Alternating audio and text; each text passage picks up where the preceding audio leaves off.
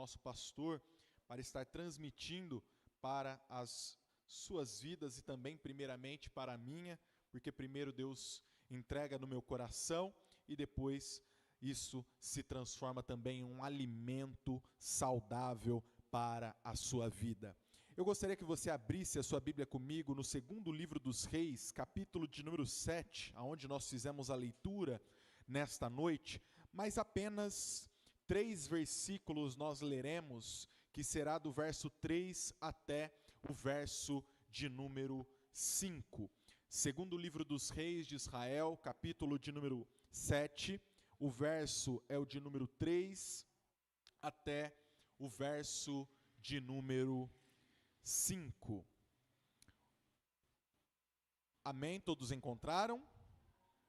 O texto nos diz assim: E 4 homens leprosos estavam à entrada da porta, os quais disseram uns aos outros: Para que estaremos nós aqui até morrermos? Se dissermos, entremos na cidade, há fome na cidade, e morreremos aí. E se ficarmos aqui, também morreremos. Vamos nós, pois, agora, e passemos para o arraial dos sírios. Se nos deixarem viver, viveremos. E se nos matarem, tão somente morreremos. E levantando-se ao crepúsculo, para irem ao arraial dos sírios, e chegando à entrada do arraial dos sírios, eis que não havia ali ninguém. Pode se assentar, glorificando o nome santo do nosso Senhor e Salvador Jesus o Cristo. No ano de 1982, lançou-se um filme da dramaturgia que foi extremamente premiado.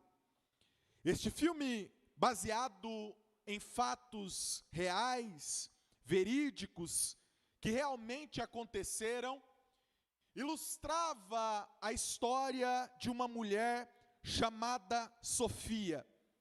Sofia, ela era uma mulher polonesa que foi presa pelos nazistas enquanto ela levava carne, enquanto ela contrabandeava carne para sua mãe que estava enferma.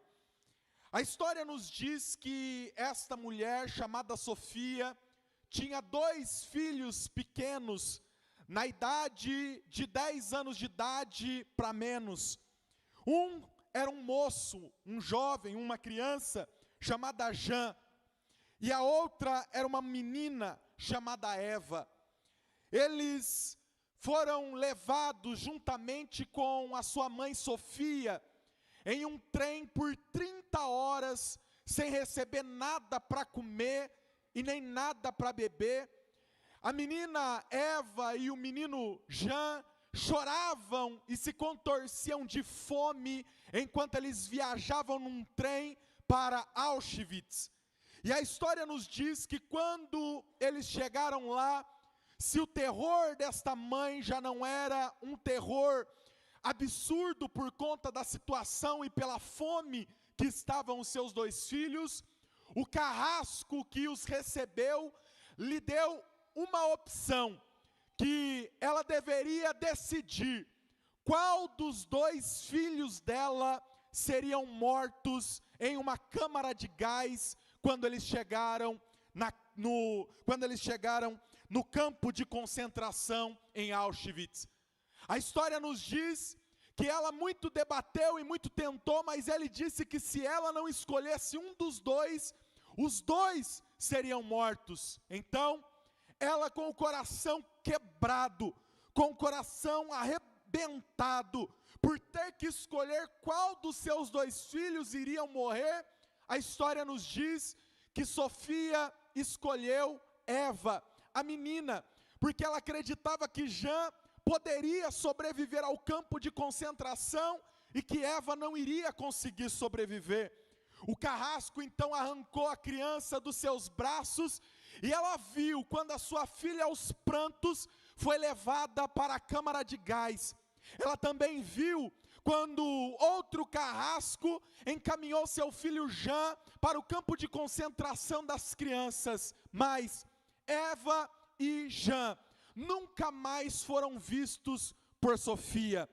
Essa história real que inspirou tanto livros, como também inspirou a obra, o filme chamado de A Escolha de Sofia, ganhou roteiros e ganhou também um adágio popular que muitos se utilizam quando estão em uma decisão, diante de uma decisão aonde uma coisa é pior do que a outra, ou uma escolha é pior do que a outra escolha, aonde não existe saída, aonde não existe uma opção que é satisfatória, que é boa. Pelo contrário, todas as opções são terríveis. Diante dessa situação, aonde nós chamamos de sinuca de bico, aonde também no Brasil nós chamamos de se ficar o bicho pega, se correr, se ficar o bicho come, se correr o bicho pega. Esta expressão é também conhecida como a escolha de Sofia. Quando nós observamos o texto que nós acabamos de fazer a leitura, segundo o livro dos Reis, já no capítulo de número 6, ele começa nos revelando uma história impressionante e uma história terrível. A Bíblia nos diz que a cidade de Samaria, que era a metrópole do Reino do Sul, como para nós seria essa capital, São Paulo, esta metrópole, ela foi cercada por um rei, o rei da Síria, chamado de Ben-Hadad. Ben-Hadad era um rei cruel, e que em outras oportunidades já havia tido conflitos com o povo de Israel, mas agora ele cercou a capital, ele conseguiu quebrar e desfazer todas as rotas de comércio, fazendo com que não chegasse abastecimento de suprimento na capital, na cidade de Samaria. Mas o cerco durou tanto tempo, o cerco durou por tanto tempo, que a situação dentro da cidade ficou caótica, que a situação dentro de Samaria virou terrível, ficou terrível. A história nos mostra e a Bíblia Sagrada nos diz que a situação da fome dentro da cidade, por conta da falta de abastecimento de recursos, ela ficou tão trágica, que uma cabeça de jumento estava sendo vendida a 80 ciclos de prata. Para que os irmãos entendam qual que é a relevância, qual que é o poder de compra de alguém com 80 ciclos, algum teólogo tentou trazer isso para os nossos dias, e o valor aproximado do poder de compra de 80 ciclos seria de aproximadamente R$438.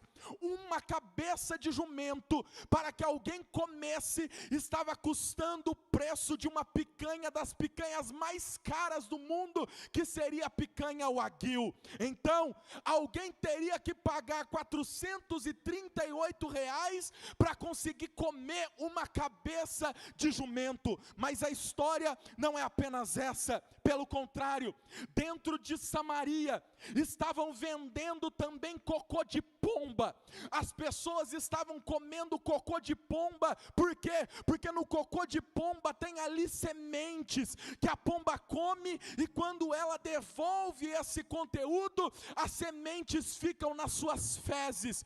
O cocô de pomba dentro de Samaria estava custando, dentro do mesmo cálculo, 5 ciclos, que seria dizer que custaria R$30. Se você for num açougue agora no Brasil, em qualquer lugar, R$30 dá para você comprar uma carne boa. Eu não digo talvez um contrafilé, não digo talvez uma picanha, mas quem sabe uma fraldinha, uma alcatra. Isso era o preço de cocô de pomba dentro de Samaria.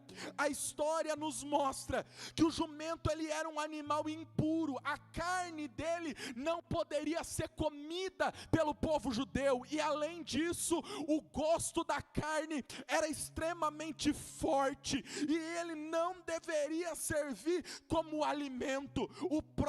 As próprias fezes de pomba que o povo estava se utilizando para se alimentar, eram fezes que eram utilizadas para que eles fizessem adubo, eram comida de planta, era coisa que jogava-se na terra, mas eles estavam numa situação tão precária, a situação era tão difícil dentro de Samaria, que isso estava sendo vendido a peso de prata, a preço de ouro. A Bíblia nos mostra que a situação chegou a um tal ponto, de que uma mãe propôs a uma outra mãe: hoje nós vamos cozinhar o meu filho, e amanhã nós vamos cozinhar o seu filho para nós nos alimentarmos. Então, a mãe pegou o filho, matou ele, colocou na panela, cozinhou, e deu para outra mãe e para ela se alimentar. Mas quando chegou no outro dia, que elas foram procurar a criança da outra mãe, a criança tinha desaparecido, tinha sumido. Ela falou: mas que negócio é esse? Nós tínhamos fechado um acordo, ontem eu matei meu filho para nós nos alimentarmos, e hoje nós deveríamos matar o seu para nós nos alimentarmos. Mas esta mãe escondeu o seu filho para que a outra não matasse. Esta que havia matado o filho foi até onde o rei estava, para que o rei intervisse nessa situação. E quando ela chegou diante do rei, ela disse: rei, eu preciso que o Senhor me acuda numa situação. E ele disse: mas te acudir em quê? Eu não tenho comida para você comer, eu não tenho nada para te oferecer. E ela disse: não, ontem eu cozinhei meu filho e fiz um acordo com outra mulher que nós comeríamos ele, mas que hoje seria o dia de comer o filho dela, e o filho dela desapareceu, sumiu, ela escondeu a criança. O rei ficou tão aterrorizado quando ele ouviu aquela frase, o rei ficou tão aterrorizado quando ele ouviu aquilo que aquela mulher havia dito, que ele rasgou as suas vestes reais, subiu em cima do muro da cidade, e como alguém que está louco, como alguém que está doido, saiu andando, perambulando pelo muro da cidade, e ele gritava e dizia: eu juro que eu vou cortar a cabeça do profeta Eliseu. Lucas, mas o que Eliseu tem a ver com a situação? Eliseu não tem nada a ver com a situação. O povo está desse jeito, não é culpa do profeta. O povo está desta maneira, é culpa da própria apostasia do rei. Como um rei pode achar que matando um profeta ele resolveria essa situação? Como o rei pode achar que o culpado da situação é Deus e não os seus próprios pecados, e não os seus próprios erros? A Bíblia então nos diz que um mensageiro vai até a casa de Eliseu para trazer a notícia de morte, e depois, logo após o mensageiro, vai chegar um capitão. Quando o mensageiro chega para Eliseu, Eliseu manda fechar a porta na cara do mensageiro e diz lá de dentro da casa: pode ir lá falar para aquele rei que amanhã, neste mesmo horário, 1 quilo de farinha será comprado por 5 reais lá no comércio na porta de Samaria. O capitão, quando ouviu isso, olhou e disse lá de fora: isso é impossível. Como é possível? Hoje nós estamos comendo a cabeça de jumento a peso de wagyu, nós estamos comprando cocô de pomba a preço de alcatra e fraldinha. Como isso é possível? Nem mesmo que Deus abra as janelas do céu, isso será possível. Lá de dentro, Eliseu, que estava ouvindo aquilo, eu imagino ele se lembrando de tudo aquilo que Deus já havia feito naquele lugar. Eu imagino Eliseu se lembrando de quando ele viu o próprio Deus levando Elias para o céu. Eu imagino quando ele se lembra que ele foi utilizado por Deus para tirar o veneno feno da panela que estava matando aqueles jovens. Ele se lembra da cura de Naamã. Ele se lembra também de quando ele fez o machado flutuar. Ele se lembra de quando Deus cegou os exércitos dos inimigos, e nada disso Deus precisou abrir janela no céu para fazer nada disso. Sabe por quê? Porque o Deus que Eliseu serve, ele não precisa abrir janela do céu para fazer o preço da farinha baixar. Ele não precisa abrir janela no céu para fazer com que o preço da farinha baixe, para fazer com que o preço da cevada baixe, não. O Deus que Eliseu serve, ele é capaz de fazer com que as nações que se acham poderosas, que se acham ricas, que se acham detentoras de poder. Eu estava vendo esses dias a guerra lá na Rússia, na Ucrânia, e a situação, atenção, o Putin dizendo: eu tenho bomba nuclear, e se entrar aqui eu vou meter bomba nuclear em todo mundo. Eu vi lá a situação nos Estados Unidos, o Biden dizendo: não se mexer lá, nós vamos entrar também. Nós vemos a situação no Oriente Médio, Irã, Iraque, nós vemos o Hamas, nós vemos Israel dizendo: nós estamos protegidos porque nós temos aqui o melhor sistema antimíssil do mundo. Mas diante do Deus dos céus, o poder destas nações não é nada. Diante do Deus Todo-Poderoso, o Putin pode ter bomba atômica para destruir a terra quantas vezes ele quiser, mas basta uma palavra e ele vai secar como a erva seca no campo. Olha só o que o Isaías escreve dizendo a respeito do tamanho do Deus que nós servimos. Quem mediu na concha das suas mãos as águas, e tomou a medida dos céus a palmos, e recolheu numa medida o pó da terra, e pesou os montes com peso, e os outeiros em balança. Quem ele tomou como conselheiro? Quem é que lhe deu instrução do caminho da justiça, para que mostrasse o caminho do entendimento? Eis que as nações para ele são consideradas como uma gota em um balde, e como um pó miúdo na balança. Todas as nações são como nada perante ele. Ele as considera menos que nada e coisa vã. E quem fará semelhante a ele, ou com quem eu o compararei? O capitão estava dizendo: nem que abrir comporta no céu. Jeová lá na glória olhou e falou: ah, meu amigo, eu não preciso nem abrir comporta.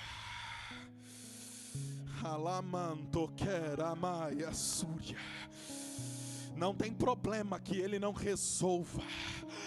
Eu fico imaginando, esses homens se acham todos grandes e poderosos, todos grandes. Não, eu tenho um exército de mais de 1 milhão de homens, eu tenho armas, eu tenho mísseis, eu tenho poder. E lá no livro do Apocalipse nos diz que no dia em que esses exércitos estiverem reunidos, Jesus Cristo aparecerá no céu, e só com o sopro da sua boca ele desfará os exércitos, ele desfará as armas atômicas, ele desfará o poder das nações.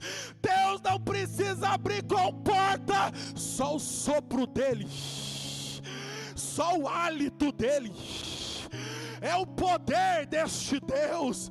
Você não serve um Deus de pau, você não serve um Deus de barro, você não serve um Deus pendurado na parede.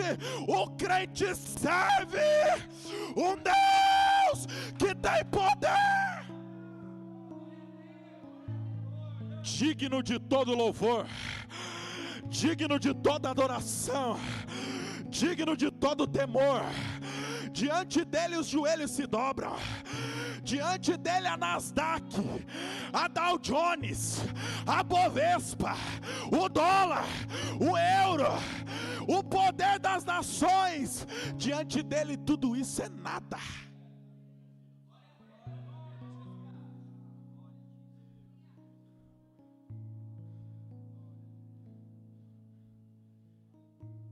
Ele dá uma ordem e o dólar cai.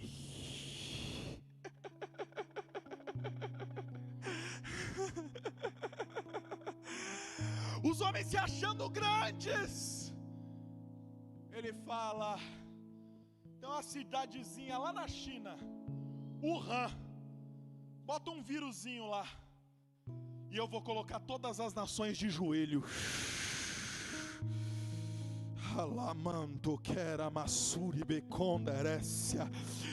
Ele não pede conselho para ninguém, ele não bate continência para ninguém, ele não pergunta eu posso fazer, não, por quê? Porque ele pode todas as coisas.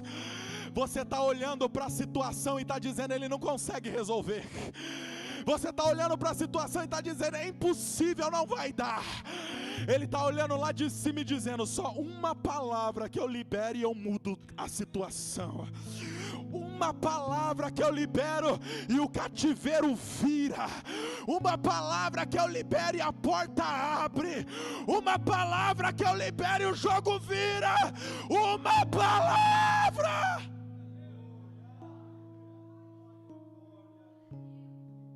Não precisa nem abrir comporta. Ele não precisa nem se levantar do trono.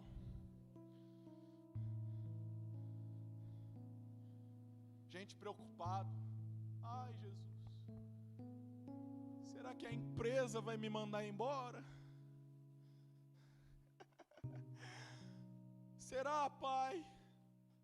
Anunciaram lá na empresa o facão. Esses dias eu estava conversando com o camarada. Ele disse, Deus que abriu a porta. E a empresa mandou embora. E ele desesperado. Falei, fica tranquilo, varão. Deus cuida. Deu um BO lá na empresa. Olharam as documentação. Não podia mandar embora. Chama o fulano de novo. Quem abriu a porta foi ele. Quem te sustenta é Ele. Quem coloca comida na tua casa é Ele. Quem cuida da tua família é Ele. Quem cuida da tua jornada é Ele. Quem está olhando por você é Ele.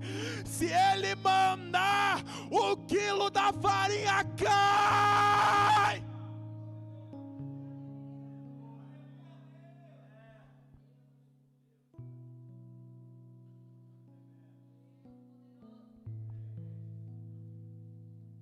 Havia ali, próximo de Samaria, se a situação dentro da cidade já era feia, você imagina no leprosário que ficava fora da cidade. Se dentro da cidade, cabeça de jumento estava sendo vendida a R$438 e cocô de pomba a 30, lá no leprosário não tinha nem cocô de pomba para comprar. A situação lá era caótica. Mas alguém olhou para aquela situação, olhou para a posição em que eles estavam e disse: que negócio é esse? Tomado de um sentimento de revolta, tomado de um sentimento de, e aí, nós precisamos fazer alguma coisa. Alguém olhou para aqueles leprosos que estavam do lado dele e disse: nós precisamos fazer algo. Nós vamos ficar aqui até nós morrermos? E ele disse: se nós entrarmos na cidade, há fome na cidade e nós vamos morrer de fome. Se nós ficarmos aqui, nós vamos morrer de fome. Tem alguma outra solução? Olha, tem uma possibilidade. Se nós formos até o arraial dos sírios, se eles nos deixarem viver, viveremos. Mas se eles nos matarem, tão somente morreremos. Algumas situações da nossa vida, algumas situações dentro da nossa história, algumas situações que nós estamos passando, precisam que nós tomemos uma decisão. Muitas vezes nós nos encontramos na sinuca de bico, na escolha de Sofia. Muitas vezes nós olhamos para a situação e vemos que se a gente fizer algo, pode acontecer algo drástico. E se nós fizermos outra coisa, outra opção, também pode acontecer algo drástico. É esta a situação que muitos vivem.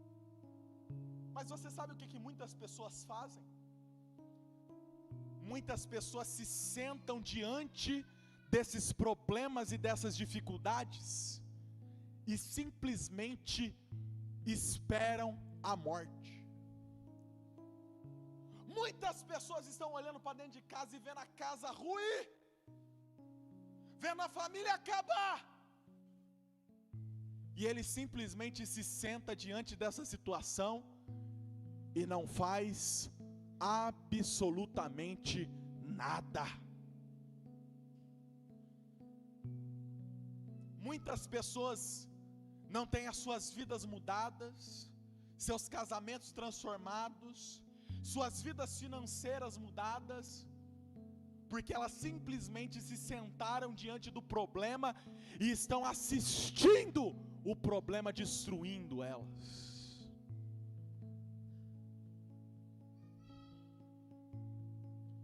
Nem sempre Deus vai agir se você não agir. Existem situações que nós passamos nas nossas vidas em que Deus não age, Deus reage. Eu sinto o poder de Deus aqui. Deus está falando com vidas aqui. Deus está esperando você se levantar no meio do caos. Deus está esperando você se levantar no meio da guerra. Deus está esperando você tomar uma decisão, você dar o primeiro passo, porque a partir do momento em que você se levantar, Deus irá se levantar junto com você, e a batalha não vai ser guerreada só você sozinho não, porque aquilo que é possível você fazer, Deus vai deixar com que você faça, mas aquilo que você não tem poder para fazer, o inaudito, o sobrenatural, quem irá fazer será Ele. Eles se levantaram, e a história é muito engraçada, por quê? Porque quando eles se levantaram, a Bíblia Sagrada nos diz que eles partiram em direção ao arraial dos sírios, e quando eles estavam no caminho, eles não viam, mas no mundo espiritual, a cada passo que um leproso dava, no mundo espiritual, Deus falava: vai lá terra e multiplica esses passos por 10.000, a cada passo que eles davam, lá no arraial dos sírios, eles estavam ouvindo barulho de carro, barulho de cavalo, barulho de exército, barulho de espada, barulho de escudo, barulho de soldado, a cada passo que eles davam na terra, Deus multiplicava os passos. E lá no arraial dos sírios eles disseram: será que eles contrataram os exércitos do Egito para virem contra nós? Não, os exércitos que estavam indo contra eles era o exército do Deus dos exércitos, era o exército do Deus Todo-Poderoso. Deixa eu dizer uma coisa nesta noite, é algo profético dentro deste lugar. Deus está esperando você agir e o céu vai reagir. Deus está esperando você dar o primeiro passo e o milagre vai acontecer. Deus está esperando você fazer algo e Ele vai agir nessa situação.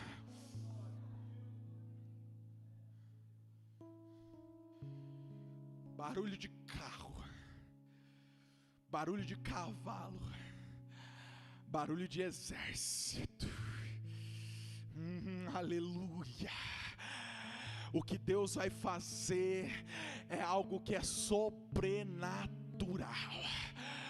Muita gente vai olhar e vai dizer: mas o que está acontecendo? Por que sua vida mudou desse jeito? Parece que as coisas mudaram da água para o vinho, parece que o negócio se ajeitou de uma forma, tua família estava toda arrebentada, tua família estava toda destruída, e você vai olhar e falar assim: eu só me levantei e dei o primeiro passo, mas o Deus dos exércitos, o Deus Todo-Poderoso, tem gente que está vendo a família ruindo e não está fazendo nada, tem gente que está vendo a empresa falindo e não está fazendo nada, tem gente que está vendo a situação apertando e não está fazendo nada. Eu vim aqui nesta noite para dizer que o Deus dos exércitos está te esperando. Dá o primeiro passo que Ele vai multiplicar e vai fazer som de carro, cavalo, cavaleiro. Quem vai dar? Quem vai dar? Quem vai dar? Você precisa tomar uma decisão, você precisa se posicionar, você precisa tomar uma atitude. Não dá para ficar parado. Se você ficar parado, você vai morrer, vai ver o negócio acabar. Mas se você se levantar, fique de pé.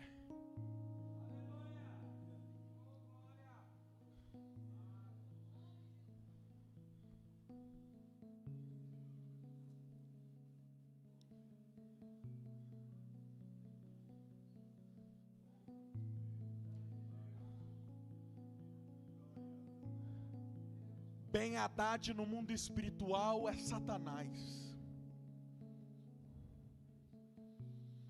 Foi Satanás que cercou a cidade, foi o diabo que cercou aquela situação. Sua vida está cercada, o inimigo está só sentado olhando para ver o que vai acontecer. Está tudo dando errado, está tudo indo de cabeça para baixo. E o inimigo está lá olhando e vendo a situação e dando risada da tua cara. Está acabando com a tua família, está acabando com o seu filho, está acabando com a sua história, está acabando com a sua empresa, e nada está acontecendo. O Espírito Santo de Deus nessa noite está dizendo: eu não quero te ver sentado vendo a coisa acabar, vendo esse caos, vendo essa guerra. Levanta-te no meio da guerra, levanta-te no meio desse caos, se posiciona, tome uma decisão e uma atitude, porque Deus irá agir nesta situação.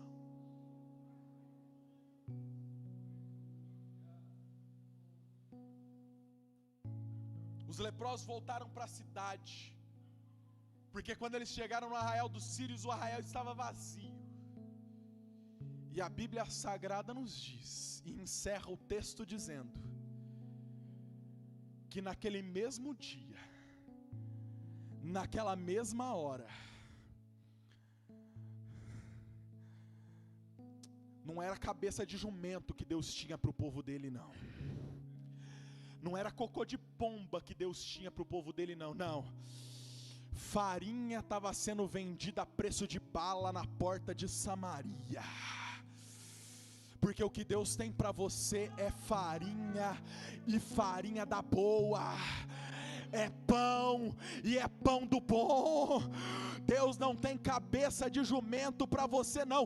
O que Deus tem preparado para você é farinha, é ouro, é prata, é bronze, da mão dos sírios. É só você se levantar, que a vitória chegará.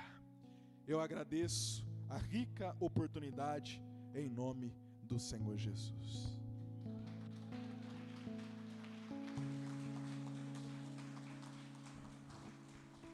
Glória a Deus.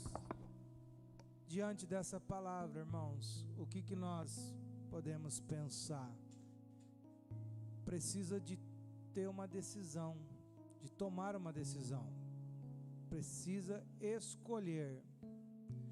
Eu não sei como você entrou aqui nessa noite, mas como foi pregado nessa noite, talvez no mundo espiritual estão te dando cocô de pombo, estão te dando cabeça de jumento, estão dizendo que você não é ninguém, que nada vai acontecer na sua vida, está dizendo que você não é nada, que você não vai ter a sua história mudada. E nós vemos que quando aqueles homens tomaram uma decisão, as suas vidas foram mudadas, e muitas pessoas também tiveram as suas vidas mudadas. Você não está aqui nessa noite porque você não tinha nada para fazer. Você veio porque o Espírito Santo te trouxe. Eu não sei como está a sua vida, mas Deus tem mais do que cocô de pombo, do que cabeça de jumento.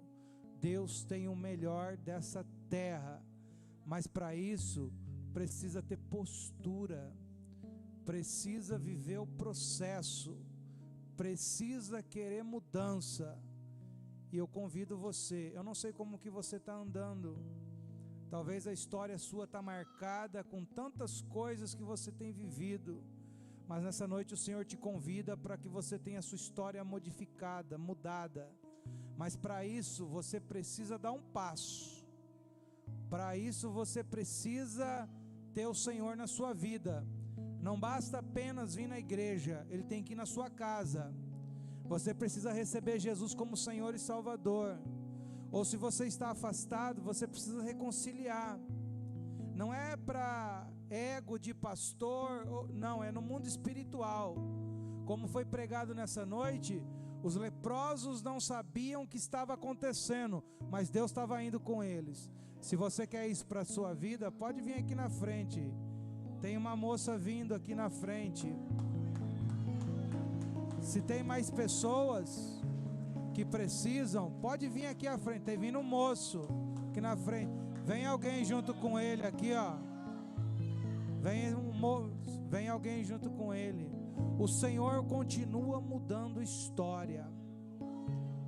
Às vezes nós vamos vivendo histórias nessa vida e achando, como disse, não se levanta e não tem a sua história mudada. O céu reage.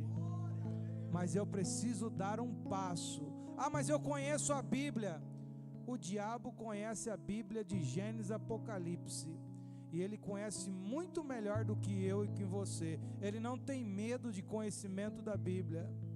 O que ele tem medo é quando alguém reconhece que é dependente de Deus, que precisa do Senhor, que se humilha. Aí ele sabe que o negócio é diferente. Eu não sei como você está, eu não sei o que você já viveu, mas Deus sabe. Deus te convida nessa noite. Você pode reescrever a sua história. Faça como esses dois jovens que estão aqui na frente. Receba Jesus como Senhor Salvador da sua vida.